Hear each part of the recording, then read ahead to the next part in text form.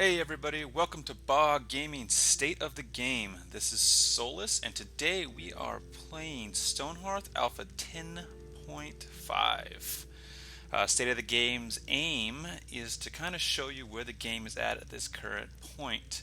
This build was released, I believe, June 3rd of this year for Steam's Early Access. And maybe asking, okay, what is Stonehearth? Looks pretty cool. Little calm little town here. Nice little fires going. And Stonehearth is a sandbox city builder survival simulator with RPG aspects. And it seems like a mouthful and it seems like a lot, but the game does a good job of fitting all of that together to just kind of give a unique feel to games. I mean, very reminiscent of any Dwarf Fortress fans out there, 3D world, of course. This is about, I'd say, 10 hours in, playing at a pretty leisurely pace, focused mainly on building more than trying to get new little hearthlings or villagers.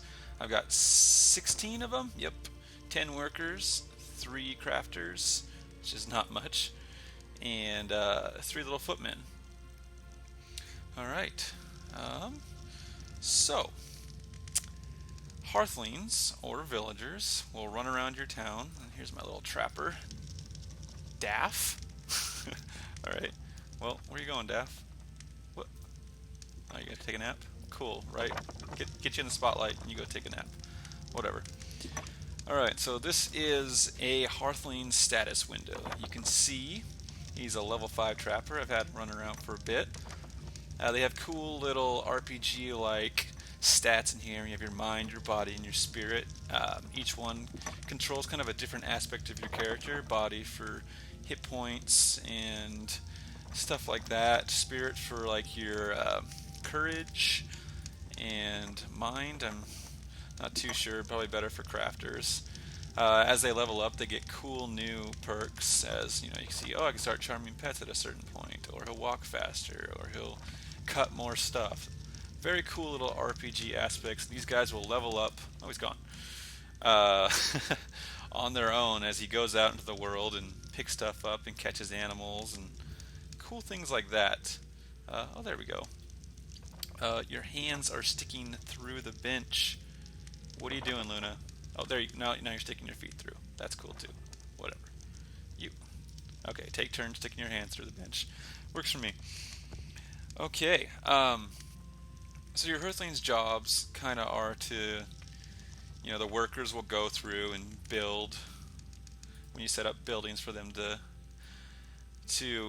finish, and crafters, you can set up tasks for them to build windows and doors and way cooler stuff like benches, I guess, or eventually weapons and armor for your footmen, like this guy walking around like a BA.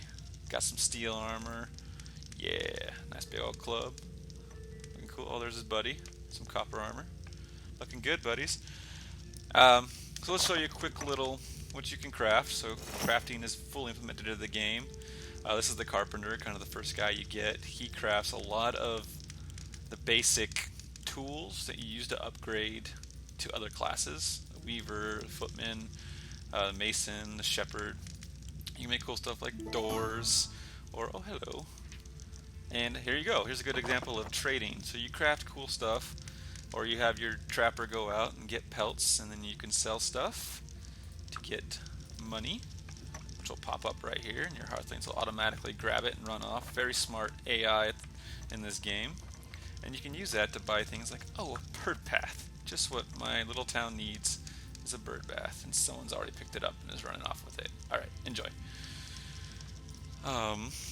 Yeah, so that's working great. Your first step in this game, you start off with like 7 little guys. You survive and thrive. You cut down trees and gather resources, and eventually you'll end up with a cool little town like this, if I do say so myself. I've got just over 20 buildings, I believe, which is pretty good. This is my biggest town so far in this game, and which tells you it's running pretty smooth. Multi-story buildings are now in effect. We've got this cool little church here. Let's see if you can see the inside. Yeah, no one ever comes to church. A bunch of heathens in my town, but sometimes they like to. Oh, someone cleaned it up, but sometimes they like to leave their half-eaten food here. Very, very nice of them. You can build cool stuff like castles. This little keep here. I mean, pretty sparse, but I got a cool little king and queen seat without a king and queen at the moment. But yeah, mining has been implemented into the game. Mainly, I just dug this out to gather resources, but my dwarf fortress instincts kicked in, and I had to make everything kind of separated room by room instead of making one giant carved out area. I use it for storage, and I like to hide my loot because I think it's kind of cool to have loot. And oh, this is perfect segue. The giant bone mace.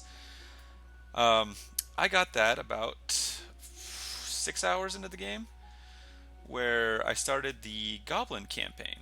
If you accumulate enough net worth for your town by having buildings or money or other cool things, crafts, eventually you'll draw the attention of the Goblin faction. And they'll come and try to shake you down and say, give us some goodies or we'll kill you all and take it ourselves. And naturally I agreed until I was ready, and then disagreed and attacked them and killed all the goblins that were hiding out this little town that was over here. And that kind of sparks a whole goblin campaign.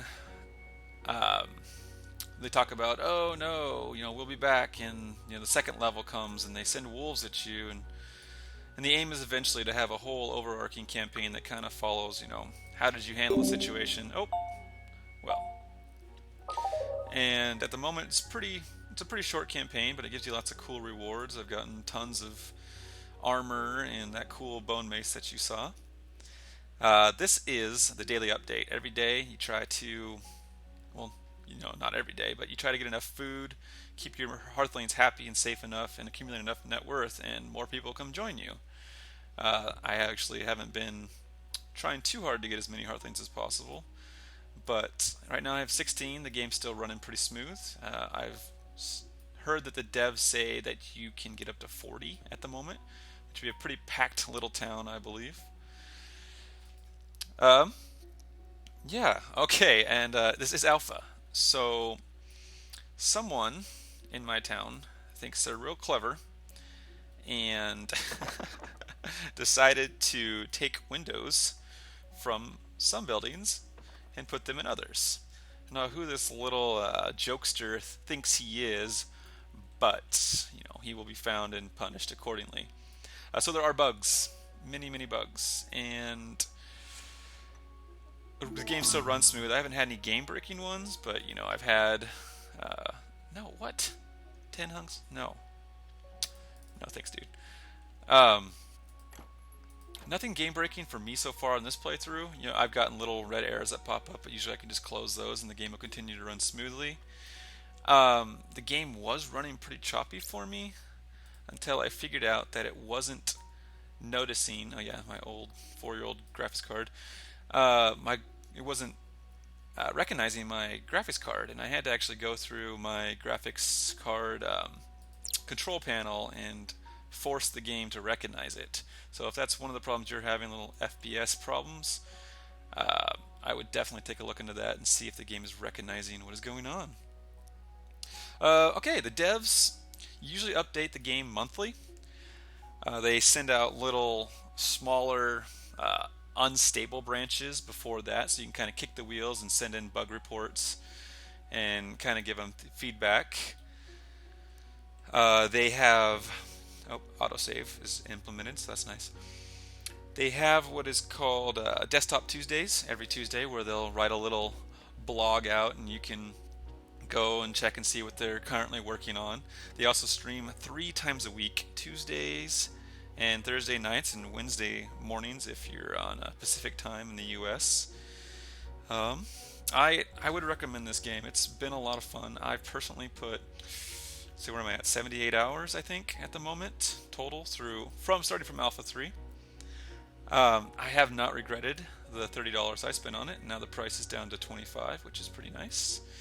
As you can see, I've spent 10 hours on this town, and I've actually enjoyed it the whole time. I've been able to spend before this about maybe 3 or 4 without kind of being like, okay, I'll wait until the next update. But it's really shaping up into a good, fun little game. Casual with keeping you on your toes with the goblins. I'll still get raids from wolves and um, yeah, here's one of their camps I destroyed. And thieves from now and then. They haven't really done much. Oh, hey, there they come. There you go. Hey, buddies. That's really all you're going to send at me? All right. And you can create parties and send someone out to have some fun and fight. Your footmen will rally to the cause, and I'll come beat down some goblins while I. Oh, there we go. Yeah, now you tell me.